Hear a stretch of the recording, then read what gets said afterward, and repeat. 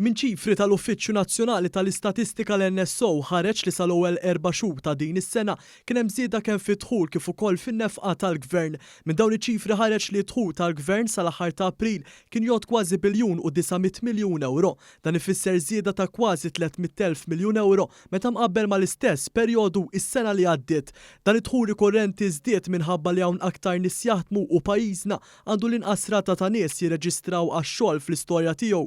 Fix-xahar ta' April in-nies jirreġistraw kienu inqas minn 1000. Minn dawn iċ-ċifri tal-NSO ħareġ li l-akbar dħul tal-Gvern fl-ewwel 4 xhur tas-sena ġie mit-taxxa ta' dħul hekk kif il-Gvern daħħal kważi 730 miljun euro.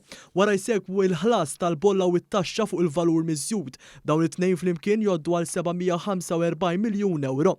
Minn din l-istatistika tal-NSO ħareġ ukoll li bejn Jannar u April ta' din is-sena anke n-nefqa rikorrenti tal-Gvern żdiedet meta mqabbel mal-istess perjodu s-sena l-oħra. Dan hekk kif kien hemm żieda ta' kważi 74 miljun euro.